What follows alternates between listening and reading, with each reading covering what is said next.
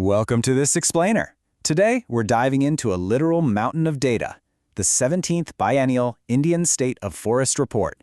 Think of this document as the ultimate ecological balance sheet for the country.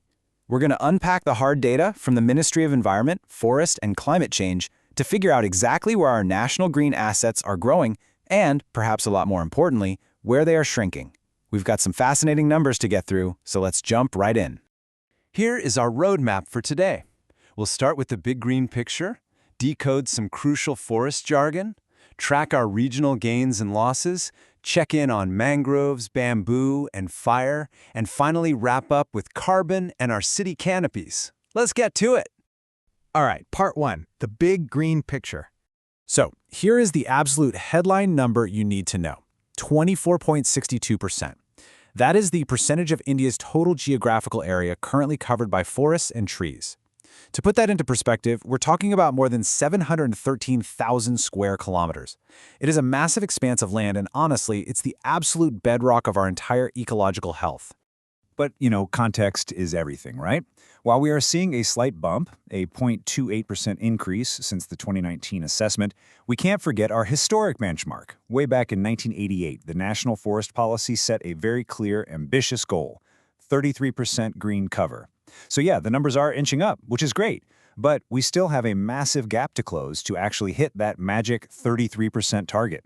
And leading the charge to close that gap are our top 5 gainers. We're talking Andhra Pradesh, Telangana, Odisha, Karnataka, and Jharkhand. These 5 states are literally driving the national increase, pulling in a net gain of 1,540 square kilometers of forest cover. It's a huge win for these regions for sure. Moving on to Section 2, decoding the forest jargon. Now, before we go further, we really need to nail down what forest cover actually means in this report, because it's strictly about the physical canopy on the ground. Think about it. It doesn't matter who owns the land. It doesn't matter what its official legal status is. If it's a patch of land bigger than 1 hectare and has a canopy density over 10%, boom, it's officially a forest. Tree cover, on the other hand, is the term used for smaller patches of trees, under a hectare, that sit outside recorded forest areas. Why does this matter? Well, understanding this distinction is absolutely crucial. It explains a rather convenient loophole where we can technically gain overall canopy, but still be losing our ancient, traditional, old-growth forests. Which brings us right into Section 3, regional gains and losses. So the national numbers are ticking up, but is this growth actually happening everywhere? This is where our ecological balance sheet gets a little complicated. The high-level data looks great on paper, but when we zoom in, things get real. The data reveals a pretty alarming truth about some of our most fragile ecosystems.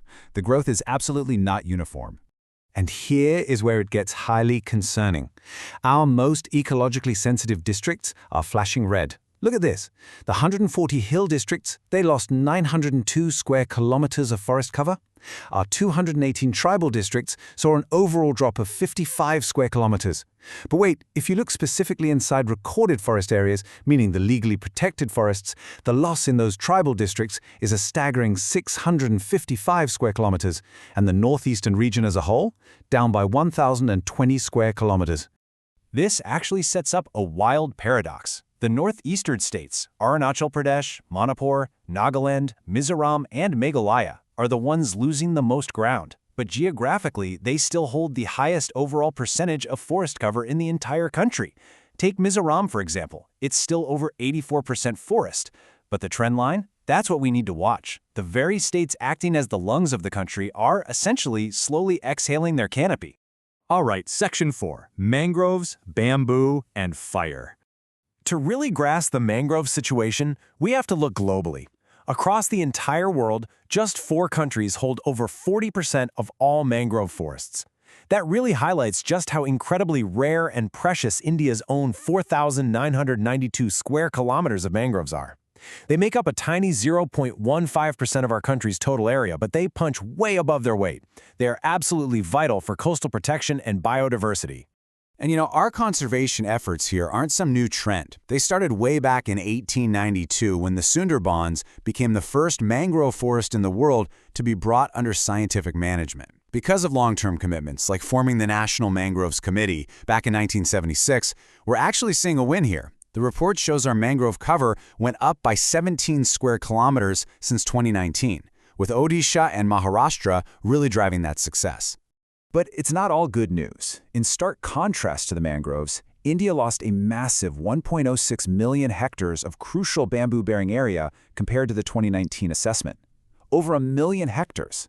Bamboo grows naturally almost everywhere in India except Kashmir, and it's a huge driver for both ecological stability and social development.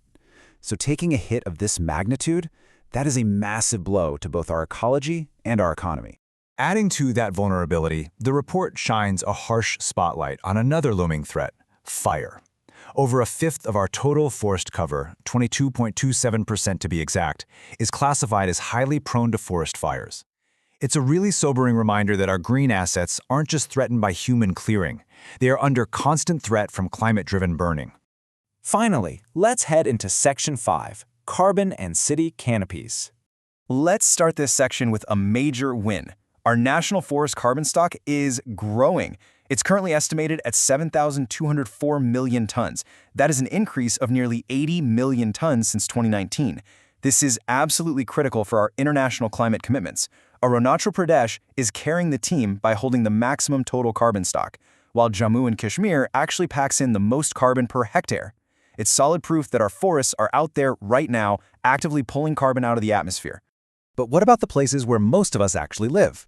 The report looked at 7 major cities over the last decade, and it's basically an urban showdown. Overall, city forest cover did go up by 68 square kilometers. Hyderabad and Delhi are the absolute winners here, successfully expanding their green canopies. But unfortunately, cities like Ahmedabad and Bengaluru are on the losing end, actually seeing their green cover shrink over the last 10 years.